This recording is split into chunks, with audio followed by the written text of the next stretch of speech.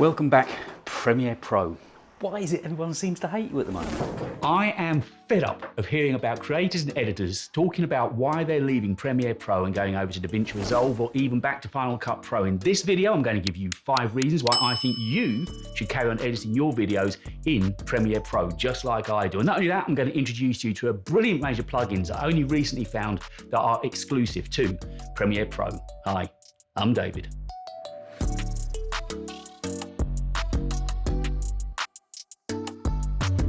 You'll find me every week making videos about tech, Apple gear and audio, and this week I thought I needed to weigh in with my thoughts on the whole which video editor is best debate. Adobe's been working hard updating their apps to work properly with Macs running Apple Silicon, and they are noticeably improved. In the past 4 or 5 months, pretty much this year actually, Premiere hasn't crashed on me once. It's fast, smooth, stable and reliable, and it lets me get on with what I need to be doing, editing videos. But before getting into more detail about Premiere, let's first deal with the monthly sub. For all the apps, and I mean all the apps that Adobe make, I pay £45 a month. Now, I know that soon adds up after a few months, but one of the big benefits of being sub-based means you get regular and meaningful bug fixes and updates. That's where your sub money gets spent. Earlier this month, there was a big update that gave us Premiere users improved text-based editing, which I'll come back to later, better background autosave, more language transcription support, which now includes Danish and means there are over 15 supported languages, and a quicker, smoother UI. And that was just one update. When I chat with other creators that use Final Cut, they tell me there haven't been any updates in Final Cut for as long as they can remember. It's almost as if they've been entirely forgotten about. This week, when Final Cut came out for iPad though, it was purely on a subscription basis of either $4.99 a month or $49 a year. And don't forget, that's just one app. For Logic, it's the same price again, and I reckon that could soon mean any new purchase of Final Cut for Mac would also be sub-based as well. Apple loves subs, as it earns them good, regular, safe, passive income. And going back to Adobe and their sub, if you're using a number of the Adobe apps, like I am every day, that monthly sub starts to look better and better value. There are savings to be made too. Students can save up to 65% with monthly subs that can start from as low as just under £10 a month, which is for the full-blown versions of Lightroom and Photoshop. DaVinci, of course, is free for the basic version right now, or $295 for a one-off purchase. And look, I'm not here to knock either DaVinci or Final Cut, but I'm just a bit bored with everyone saying how bad Premiere is. I mean, it can't be that bad, as this year's Oscar Best Picture winner, Everything, Everywhere, All at Once, was created in a mixture of Premiere, After Effects, and Adobe's Frame.io. And another thing, everyone seems to forget that Premiere was one of, if not the first video editor to really get on board with AI years ago. We've been using Sensei, their AI tool in Creative Cloud apps now, for 7 years. And so, to the first thing I love about Premiere, it is that text-based editing tool.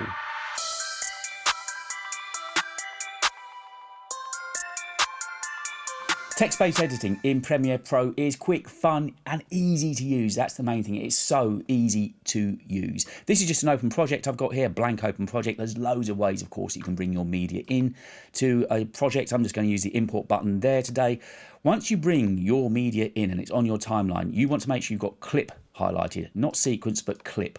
It's important that that's done so that the next bit works properly. Then you go over to the text-based window there, and if that's not open for you, just go into text and make sure it's highlighted. Once you're in here, you then want to hit transcribe, and this is where we see AI at work. It is fantastic. A couple of things to look at. Languages, I'm going to leave it set to English, of course. I think there's now 17 languages that you can transcribe to.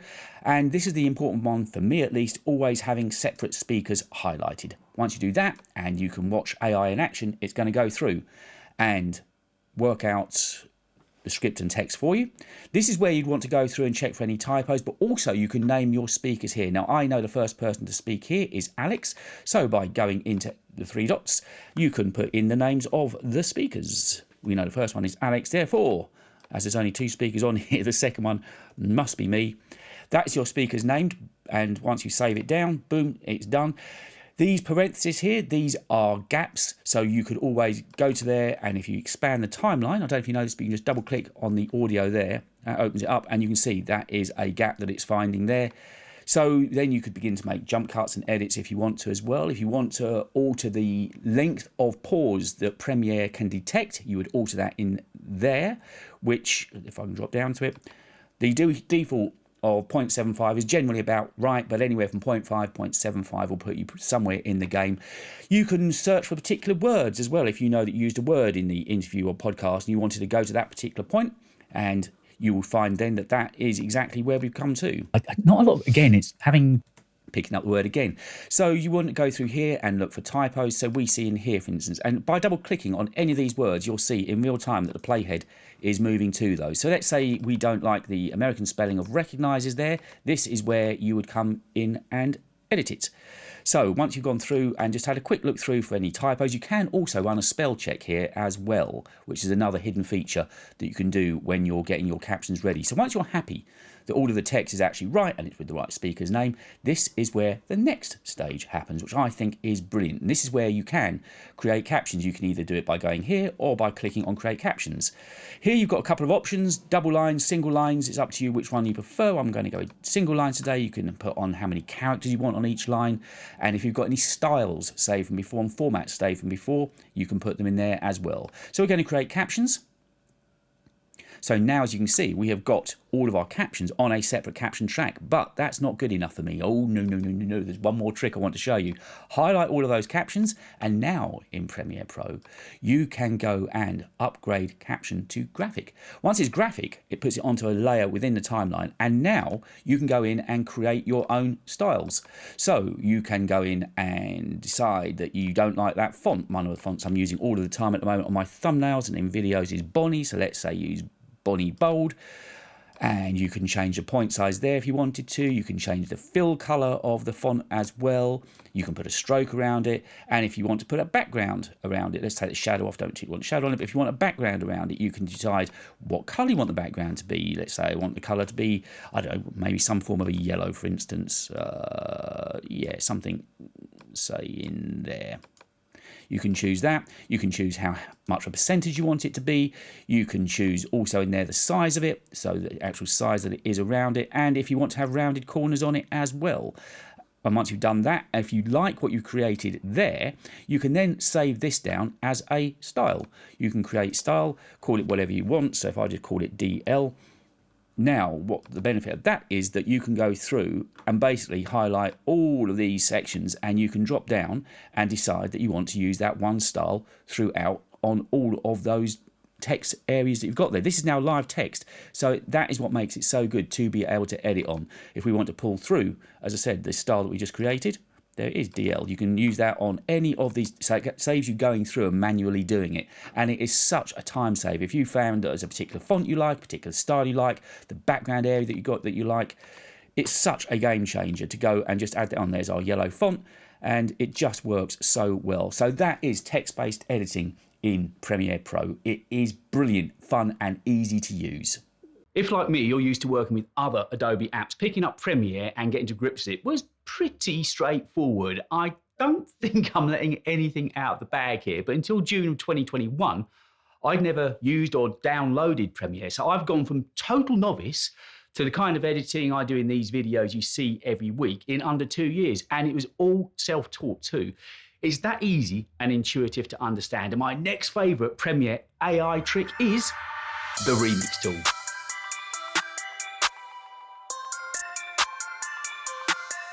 The Remix tool in Premiere Pro is brilliant. I used to use it all the time in Audition. That's why I first came across the Remix tool, but now I'm using it in all of the projects and videos I make here in Premiere as well. This is a track I've got in the project folder I've just downloaded from EPIDEMIC Sound, and if you want to have an excellent music library to use, they are brilliant, and there's an affiliate link to it in the description here where you can get yourself a bit of a saving as well. Let me just make that track a little bit quieter by heading over to the Essential Sound panel. I'm going to be talking about the Essential Sound panel later on in a bit more detail on this video. I'm just going to make it a little bit quieter for us. So as you can see, that track is way too long. So rather than having to try and cut it up manually, you can now, and also end abruptly, you can remix it by hitting the Remix tool there. There's a long press there, and you've got all these different tools in there, ripple edit, of course, rolling edit. We want the Remix tool. Simply by hitting that and dragging, you can remix the track to about 0.5 plus or minus of the exact end of the video. There's a little bit of tolerance there, but you can see what a great job it's done. Now, if you look at those wiggly lines there, they are all the edit points. And if I just, it is soloed out. If you just listen to these edits, they are brilliant.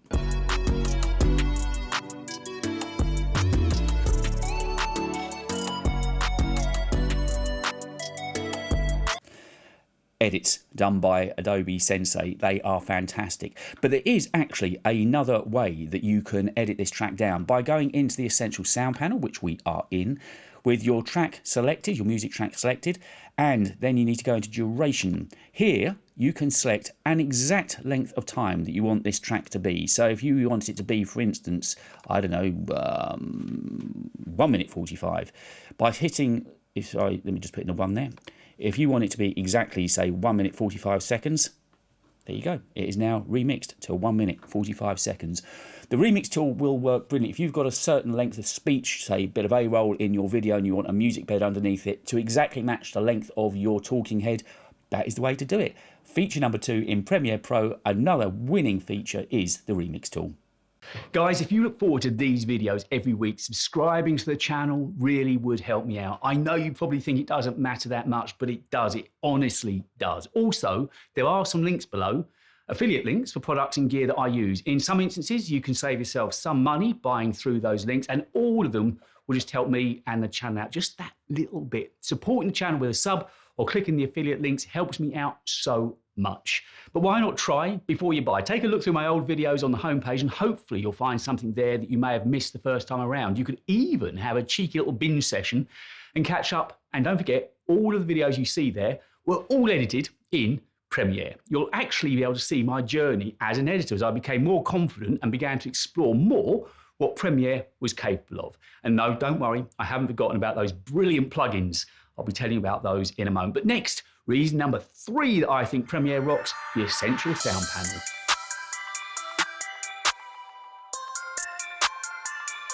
My third highlight then is something I mentioned just a moment ago when we were looking at the remix tool, and it's the Essential Sound panel over here. Again, if it's not open on your particular version, just make sure you've got Essential Sounds open. Now, the Essential Sound panel is super clever. It's kind of, I've always described it to people who've asked me as almost like having an audio producer sitting there with you doing all of the hard lifting, hard working.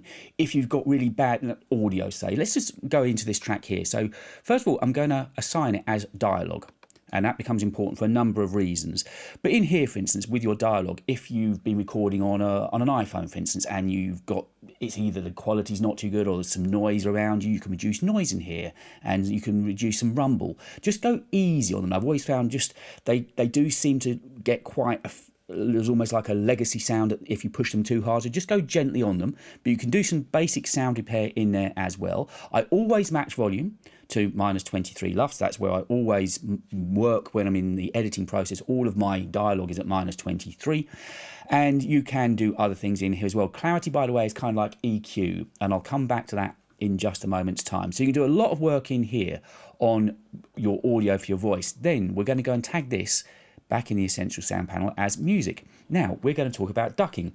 I've done videos and made videos before about how to set up sidechain compressors and so on, but you kind of need to know your way around that. But with the Essential Sound panel, Adobe and AI have taken all of that mystique away for you, and it is really, really simple to do. So now we have got this track assigned as music. I'm going to auto match that.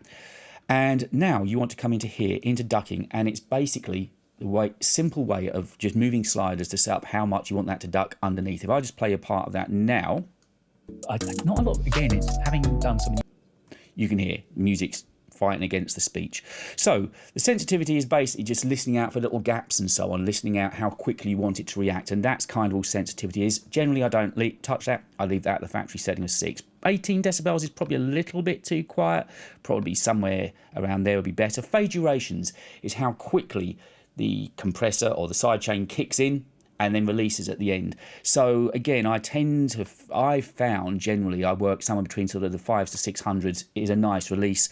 Fade position, never ever needed to touch it. That's your basic ducking set. And if you hit keyframes, you'll be able to see there you have got It's quiet, quiet, quiet, and then there's a big gap in speech there, so it gets louder, quiet, quiet, quiet again, and then louder at the end. And if we play that back now, clean the audio button. So yeah, It's exactly what I do, because not a lot, again, it's having done.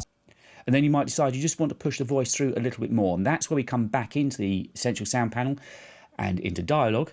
If you remember, I said this is basically like a compressor on the voice, and it will just push the voice forward a little bit more. So just by increasing that a little bit, you'll hear it now sounds really nice. Riverside, it's much, much better because we're recording Yeah. locally, but there's still just a little bit of. So that's the essential sound panel. That's what you tend to use it for the most. You can obviously get all the sounds right. I always take my dialogue in, make sure it's at -23 LUFS. That way you've got a nice baseline for anything else you're bringing in, be it side effects or music.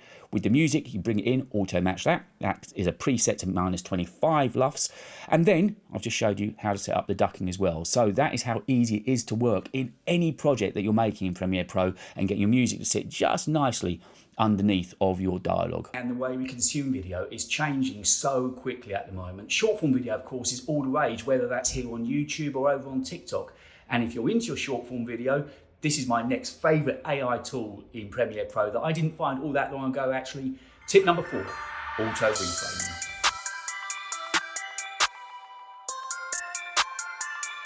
Auto reframe sequence is something that's becoming more and more useful because there are so many different platforms that we want to post videos to. Some obviously, such as YouTube long form, is in landscape, but then say if you want to go to YouTube Shorts and you want to take a section of that main video and put it into a short, into an upright, well, this feature in Premiere Pro lets you do it. If you right click on the sequence, you can now auto reframe sequence.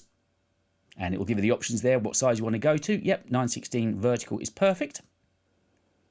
And there, as you can see, it's actually reframed that video into a usable format now to go onto YouTube Shorts, onto Instagram.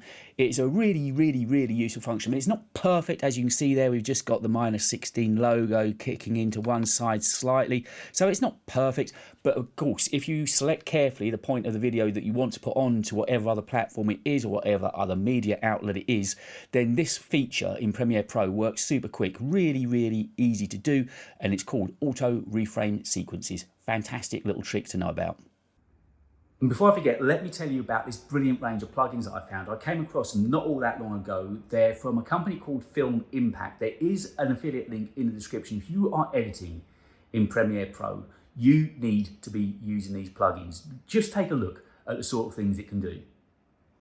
So these plugins from Filmic, they have revolutionised, no word, no lie, obviously, the way that I edit in Premiere Pro. They're so quick, so efficient, so professional, and you can either just drag and drop, or if you really want to go through, there's all sorts of parameters you can change as well. If you'd like to see me make a full video about these Filmic plugins and just about those, let me know in the comments and I'll happily do it. There is an affiliate link in the description as well, and if you click through on that, I think you get a 30-day trial for free, and it just helps me and the channel out a little bit. But once you've downloaded them, they go straight into your effects folder and into the video transitions here. Now, they're all in separate folders. You can see Essentials, Light Blurs, and I'll cover a couple of these in just a moment. But one of the ones that I absolutely love, and I think the reason that I found this set to start with, was I wanted a really smooth transition on a A-roll talking head shot.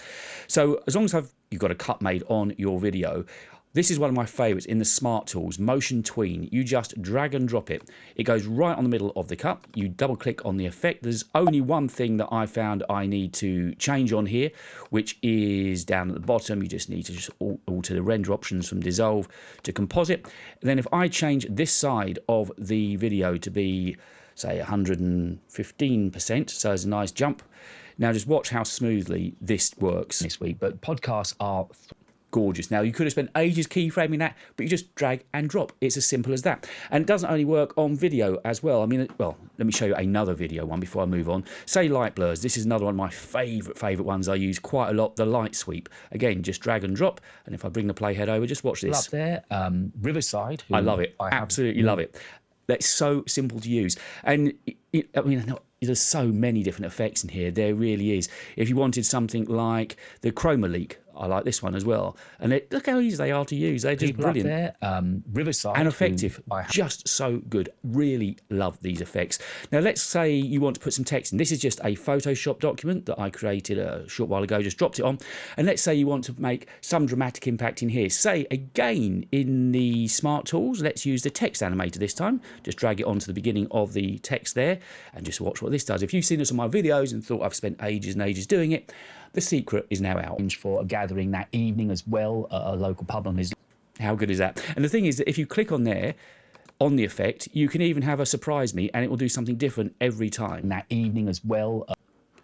I love it. Absolutely love it. It's so, so good. So creative. Evening as well. See the way that flies in?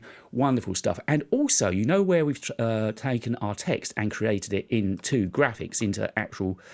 they are live edits now that you can make in here. With Film Impact, you can use some of their animations. So if we said had a flip in on this bit of text here, just watch what this does. Again, it's so quick. You can see now why I get so much effects and so many effects in my videos so quickly. So I think I'm going to try this angle. How good did that look? Film Impact, honestly, wonderful, wonderful plugins. They're only available for Premiere. It's another great reason to stay with Premiere. Go and try them out. I think if you're a Premiere editor and you haven't tried these sets of tools that are available from Film Impact, you'll be kicking yourself. They are brilliant. Try them out and let me know what you think of them. And the other tool that has made a huge difference is this, tip number 5, scene edit detection.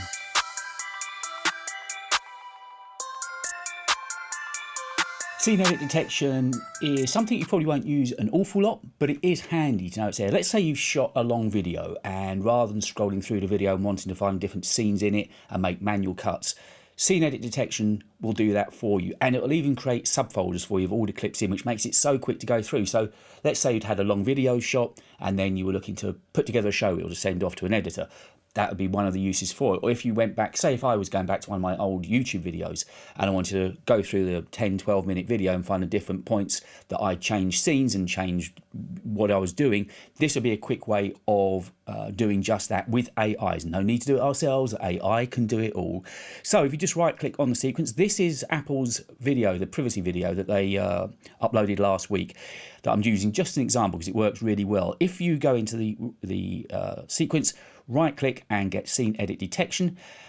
We've got these options here to apply a cut at each point, to create a bin of subclips and create clip marker points at each detected cut point. It will analyze the sequence, and over here in the project panel, once AI has done its thing, you will get a folder with all of those different clips in. So now not only will you see that it has gone through and looked at this promo from Apple and realized all the different points that it's got there, but equally it's made this subfolder here where you can just go into and find all of those different scenes, all done by AI. Super quick, and again, another feature that's useful to know that it's in there within Premiere Pro. One that you'll probably use slightly less than the others, but again, another really, really useful key feature. And although this isn't a tip, I just wanted to quickly show you the export screen in Premiere 2. It's all pretty much laid out for you now. You don't have to dive under the hood and worry about video codecs, variable bit rates and passes. The guys at Premiere and Adobe have done all of that for you. I just use their 4K preset every week, and the export is quick too. Like I said, Premiere and Apple Silicon Macs are working brilliantly together nowadays. And although not really a feature, I just wanted to show you how easy it is to export now in Premiere. This was changed a few builds back. You've just got these 3 buttons at the top, import, edit and export. I always set in an out points before I export. I don't know why, good practice, but it works, so I always do that. And then once I've set those in and out points, I'll go up there and render into out. Once those in and out points are set, it's simply a case of going to export, giving yourself a title, double clicking on there as to where you want to send the final video to, and then there are other presets in there. There's loads of presets that Adobe give you. I've chosen the one that I use all the time, which is the general, and all your regular ones, by the way, are kept at the top here, is that 2160 4K setting. It works really, really well. If you want to get into the weeds, you can begin to go in there. Say if you wanted to alter the loudness of the track before it's sent out, you can do all of that, and you can now go through and be as granular as you want, but I never touch it. It works really, really well. I just use that 2160 4K straight out of the bin every time, and it works so well for me. And to give you an idea, a 10 to 12 minute 4K video on an M1 Max MacBook Pro generally exports in around about 5 or 6 minutes. Premiere Pro and Apple are working really, really well together, and I love using Premiere, I really do. Give it a go. I just love working in Premiere and the results it gives me. Pretty much at the end of the day, whether you use Premiere, DaVinci or Final Cut, they'll all do the same thing. They'll cut up your filming and then spit out a video for you at the end. But what I wanted to show you today was how powerful Premiere is and just some of the AI-powered tools behind it. Premiere works well and it's quick, stable and creative to use. And as we've been talking about creative things today, I've looked at a couple of other videos that I think you might enjoy. One about the camera slider I use here in the studio for shooting B-roll shots, and the other my latest take on the studio display.